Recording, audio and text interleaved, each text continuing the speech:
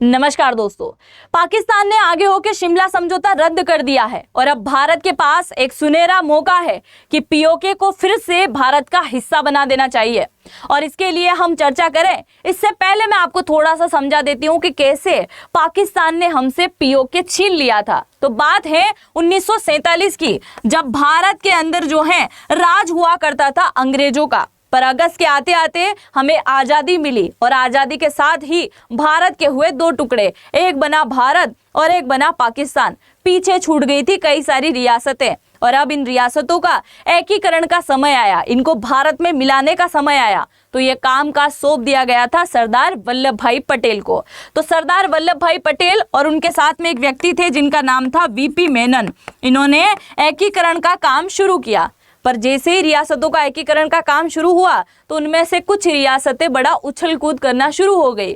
उनका कहना था कि ना तो हमें भारत के साथ रहना है, ना हमें पाकिस्तान के साथ रहना है, हम तो एक अलग देश बनाए थे।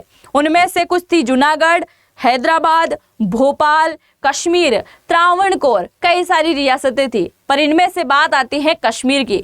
और कश्मीर रियासत के राजा उन दिनों हुआ करते थे हरि सिंह डोगरा, क्योंकि कश्मीर का मुद्दा है। तो कश्मीर के राजा हरि सिंह डोगरा ने कहा कि ना तो हमें भारत के साथ रहने में दिलचस्पी है, ना हमें पाकिस्तान के साथ में रहने में दिलचस्पी है, हमारा तो एक अलग देश होगा। और इसी के चलते ये स्वतंत्र होने की घोषणा कर देते हैं। पर यह बात पाकिस्तान को हजम नहीं हुई। अगस्त 1947 में आज़ादी मिली। अगस्त के बाद सितंबर ही बीता था कि अक्टूबर में पाकिस्तान ने सोचा कि क्यों ना जम्मू कश्मीर को हड़प लिया जाए। कश्मीर में उसने क्या किया, घुसपैठिए भेजना शुरू कर दिया। कश्मीर के राजा घबरा गए कि समझ ही नहीं आ रहा अब क्या करें। और घबराते उन्हें एक ही यहाँ पे बात समझ में आ रही थी कि क्यों ना भारत से मदद मांग ली जाए। तो उन्होंने उन दिनों भारत के पीएम हुआ करते थे पंडित जवाहरलाल नेहरू, उनके समक्ष एक पत्र भेजा और कहा कि आप हमारी मदद कीजिए, क्योंकि पाकिस्तान के घुसपैठिए यहाँ घुस आए हैं और हमारे यहाँ नुकसान पहुंचा रहे हैं, जनता के साथ में जो है गलत व्यवहार कर रहे हैं। उसी के चलते पंडित जवाहरलाल नेहरू की तरफ से भी पत्र रिटर्न आता है। वो बोलते हैं कि हम आपकी मदद करने के लिए तो रेडी हैं, पर हमारी एक शर्त है, आपको भारत के साथ मिलना पड़ेगा, भारत का हिस्सा बनना पड़ेगा। उस समय हरि सिंह डोगरा के पास और कोई उपाय नहीं था। आखिरकार 26 अक्टूबर 1947 को उन्होंने विलय पत्र पर सिग्नेचर कर लिया कि आज से हम भारत का हिस्सा हुए, आप हमारी मदद कीजिए। तुरंत प्रभाव से पंडित जवाहरलाल नेहरू ने क्या किया, इंडियन आर्मी को वहां भेजा और इंडियन आर्मी ने एक एक पाकिस्तानी को खदेड़ के पीछे हटने पर मजबूर कर लिया। तभी अनाउंस हुआ कि जो व्यक्ति जहां है वो वहीं रहेगा, युद्ध स्थगित किया जा रहा है। और युद्ध स्थगित की स्थिति में क्या हुआ, ये वाला इलाका यहाँ तक जो है जम्मू कश्मीर की माफ कीजिएगा पाकिस्तानी सेना यहाँ घुस आई थी और वो यहीं तक रुक गई, जिसके चलते हमसे ये पीओके छिन गया। ठीक है, समझ में आ गया होगा आपको। और यहाँ आखिरकार 1949 में एक लाइन खींच दी गई और ये लाइन जो है आज कहलाती है एलओसी, लाइन ऑफ कंट्रोल कहलाती है। और ये इतना इलाका हमसे छिन गया जो कि आज का पीओके है। ये हम कहते हैं पाक ऑक्यूपाइड कश्मीर, यानी कि पाकिस्तान अधिकृत कश्मीर, पर ये पाकिस्तान नहीं कहता। पाकिस्तान ने तो इसके दो नाम कर दिए। पाकिस्तान ने एक इलाके को तो कहा आजाद कश्मीर, क्या कहा, आजाद कश्मीर। और सबसे बड़ी ताज्जुब की बात यह है कि इस आजाद कश्मीर के लिए एक प्रेसिडेंट भी है, एक पीएम भी है, एक विधानसभा भी है, राष्ट्रीय फूल, राष्ट्रीय पुष्प, हर प्रकार की चीजें जो है इन्होंने बना दी। एक देश के लिए जो बननी चाहिए सब कुछ बनाया है। तो आजाद कश्मीर इसको कहता है। और ये वही इलाका है जहां पाकिस्तान आतंकवादियों को ट्रेनिंग देता है और ट्रेनिंग दे दे के कहां भेजता है, हमारे देश के अंदर घुसपैठ कराता है, हमारे लोगों को मारने का काम ये करता है। पहलगांव की घटना आप सभी को याद होगी।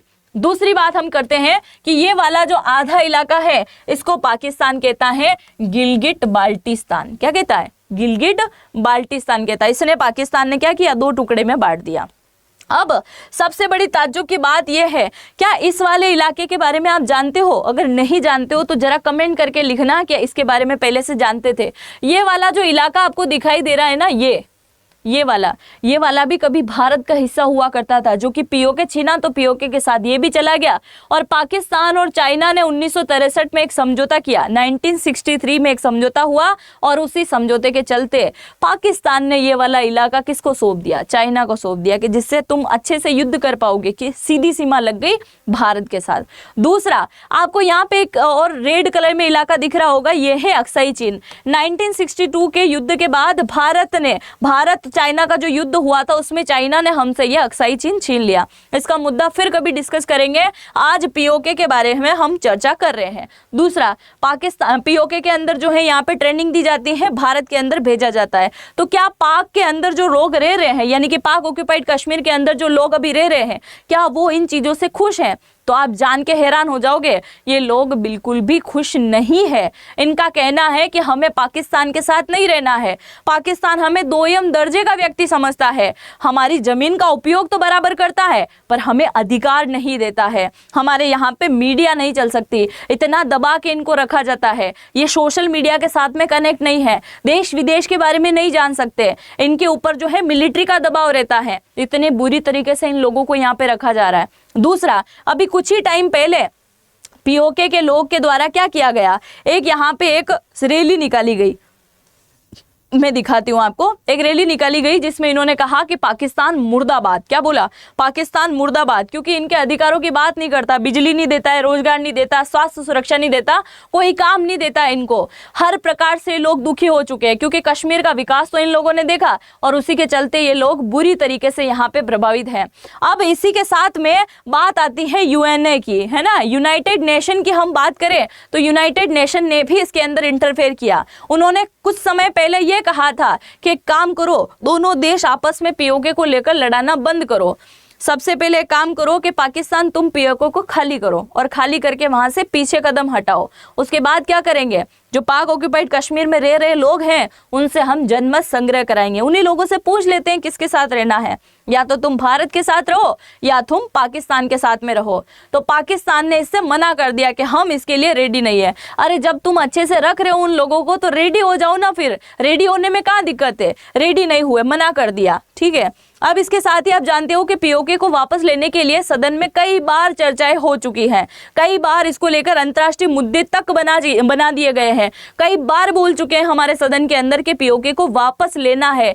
जनता भी चाहती है वहां की भारत के अंदर वापस मिलने के लिए। अब इतनी सारी बात हुई, अब हम बात करते हैं कि पीओके को वापस लेने की स्थिति में हम कैसे आ गए हैं, अब हमारे पास आसान रास्ता कैसे है।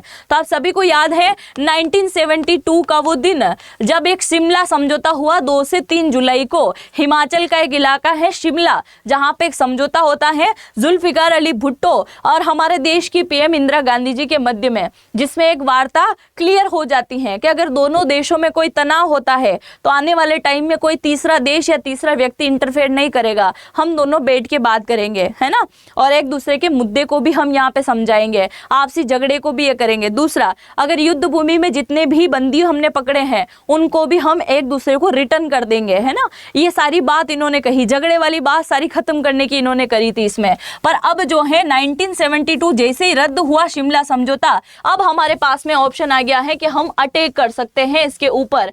आने वाले टाइम में ये याद रखा जाएगा कि इन दोनों के टाइम में शिमला समझौता हुआ और इनके टाइम में रद्द हो गया। शरीफ की सरकार है एक तरफ और एक तरफ मोदी की सरकार है, इनके टाइम में क्या हुआ, ये समझौता रद्द हो गया। तो अब हमारे पास में एक सुनहरा अवसर है। इसके साथ ही मैं आपको बता दूं, क्या पीओके के अंदर केवल पीओके हम करते हैं क्या, इसके अलावा और कुछ नहीं है क्या यहाँ पे? तो यहाँ पे टोटल 10 जिले हैं, जिनमें से सबसे बड़ा जिला है मुजफ्फराबाद, जहां भी बाढ़ आ गई थी। पहले पाकिस्तान रो रहा था कि भाई भारत हमें पानी देने के लिए रेडी नहीं है, और जब पानी दिया तो रोने के लिए रेडी हो गया फिर से कि भाई इतना पानी दे दिया कि बाढ़ आ गई। मुजफ्फराबाद के अंदर बाढ़ आई जिसके चलते लोगों ने रोना शुरू कर दिया। पता है ना, झेलम नदी का पानी यहाँ पे छोड़ दिया था अभी कल ही।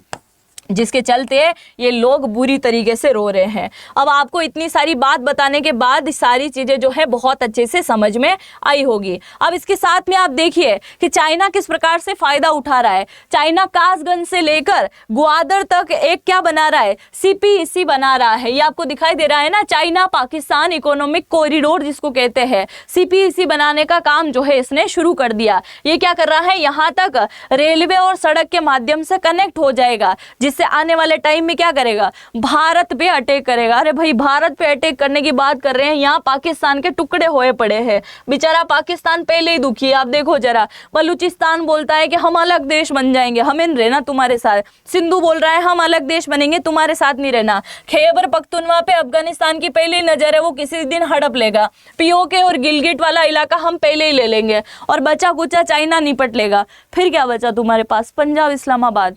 इससे क्या तुम्हारा काम चल जाएगा। भाई तुम ढंग से रहना सीखो, पहले ये काम तुम कर रहे हो, ठीक है भाई, इनका कहना है। ये आपको दिखाई दे रहा होगा, ये ग्वादर बंदरगाह है, जिसको लेकर POK के यहाँ पे भी इसकी सड़क गुजरने वाली है, जिसको लेकर भारत ने अभी आपत्ति जताई है। और दूसरा, बलूचिस्तान वाले वैसे इसका काम कंप्लीट नहीं होने दे रहे। यहाँ पे इंजीनियर काम करने के लिए आते हैं, बलूचिस्तान वाले जाके उड़ा आते हैं। तो ये सारी चीज़ें चल रही है। तो अब आपको POK अच्छे से समझ में आ चुका होगा कि कहाँ से इन लोगों ने हमसे छीन लिया था और अब हमारे पास में कैसे ऑप्शन आया है। क्योंकि शिमला समझौता रद्द मतलब एक दूसरे के पास फिर से अटैक करने का ऑप्शन, और अटैक होगा मतलब हम इनकी भूमि वापस से छीन सकते हैं। तो अगर आपको ये वीडियो अच्छा लगा हो तो अपने दोस्तों के साथ में शेयर करना बिल्कुल भी मत भूलिएगा। चैनल पे पहली बार आए हैं तो चैनल को जरूर से सब्सक्राइब कीजिएगा। और अगर बहुत बहुत धन्यवाद।